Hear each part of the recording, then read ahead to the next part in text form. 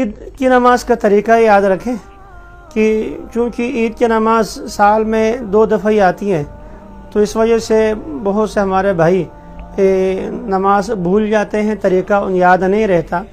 तो सबसे पहली बात तो ये है कि ईद की नमाज में आप जमात में शरीक हों, शुरू ही से जमात में शरीक हों, ताकि आपकी कोई रकात रह न जाए, आपकी तकबीरात रह न जाएं, क्योंकि तकबीरात अगर रह जाएं तो फिर बाद में उनका अदा करने का मसला आवाम को बहुत कम समझ में आता है, वो गलती कर जाते। नमाज ईद का तरीका यह है कि 2 रकात नमाज होती है और ये वाजिब है। नियत बांधेंगे आप कि मैं ईद की नमाज 2 रकात अदा कर लेता हूँ, दिल में इरादा हो, बस ये काफ़ी है, अल्फाज कहना ज़रूरी नहीं है, बस ये समझ ले कि ईद की नमाज है और ये वाजिब नमाज है, इसमें 6 इजाफी तकबीरात होती हैं, ये दिल में हो। अल्फाज जोन से भी आप जिस ज़ुबान में, उर्दू में, पश्तो में, पंजाबी में, जिस ज़ुबान में कहना चाहें आप कह सकते हैं। और इमाम के पीछे मैं 2 रकात छोटी ईद की नमाज़ पढ़ लेता हूँ, अल्लाहु अकबर कह दिया। तकबीर कहने के बाद सुबहानक अल्लाहुम्मा पढ़कर, सना पढ़कर 3 दफ़ा तकबीरात कहता है इमाम, अल्लाहु अकबर कहकर कानों तक हाथ उठाता है और छोड़ देता है। 1 दफ़ा तकबीर कहकर छोड़ दिया, दूसरी दफ़ा तकबीर कहकर छोड़ दिया, तीसरी दफ़ा अल्लाहु अकबर कह के हाथ बांध लेता है। और इसके बाद इमाम सूरह फातिहा और जो सूरत पढ़ लेता है। फिर इसके बाद रुकू सजदा करके दूसरी रकात के लिए खड़ा हो, तो दूसरी रकात के शुरू में सूरह फातिहा और सूरत पढ़कर रुकू में जाने से पहले फिर यही दोहराता है तकबीरात। 3 दफ़ा तकबीरात कहकर अल्लाहु अकबर कानों तक हाथ उठा कर छोड़ देता है। और चौथी तकबीर रुकू के लिए कहता है, उसके लिए कानों तक हाथ नहीं उठाए जाते, अल्लाहु अकबर कहकर रुकू में चला जाता है। और बकिया यूँ नमाज मुकम्मल होती है।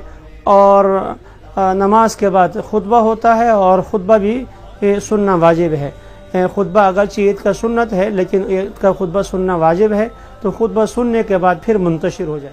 खुदा न खास्ता कोई आदमी ताख़ीर से पहुँचे, ईद की तकबीरात रह जाएं, ताख़ीर से पहुँचे, तो वो तकबीरात कैसे अदा करें, ये बहुत अहम मसला है। और बहुत से हमारे भाई अगर 1 आध रकात रह जाए, बल्कि तकबीरात मुकम्मल होने के बाद इमाम के साथ शामिल होना चाहते हैं, तो फिर वो नमाज छोड़ देते हैं कि अब तकबीरात कैसे अदा करें, उनको तरीका नहीं आता।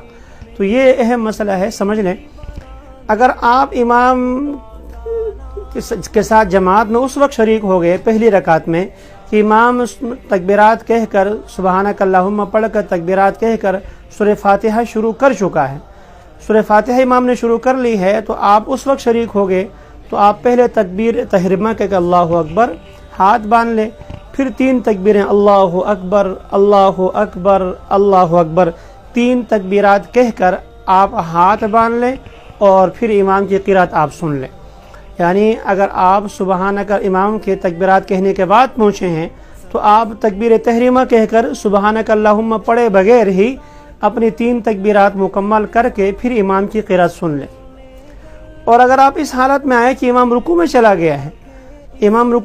गया है, तो अगर आपको ये उम्मीद हो कि मैं खड़े खड़े तकबीर तहरीमा और 3 तकबीरात कहकर फिर रुकू में जाऊं और इमाम के साथ रुकू में शामिल हो सकता हूं, तो आप ऐसे ही कर ले, खड़े होकर तकबीर तहरीमा कहें, फिर अल्लाहु अकबर 3 तकबीरें कहें और अल्लाहु अकबर कहकर रुकू में चले जाएं।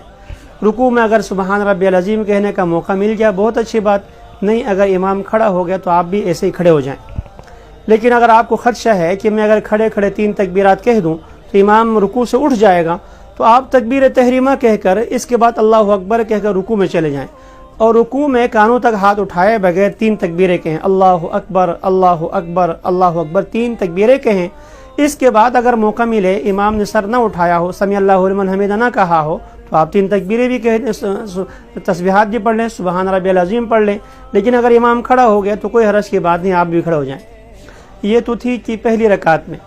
और अगर दूसरी रकात में आप शामिल हो गए हैं, तो दूसरी रकात में चूँकि इमाम तकबीरात कहता ही आखिर में है, रुकू में जाने से पहले करता है, तो अगर आप उस मौके पर मिल गए तो इमाम के साथ तकबीरात कहेंगे। और अगर इमाम के रुकू में जाने के बाद आप आए हैं, मिले हैं, तो फिर वही तरतीब जो आपने पहली रकात में मैंने बताया है यूँ कर लेंगे।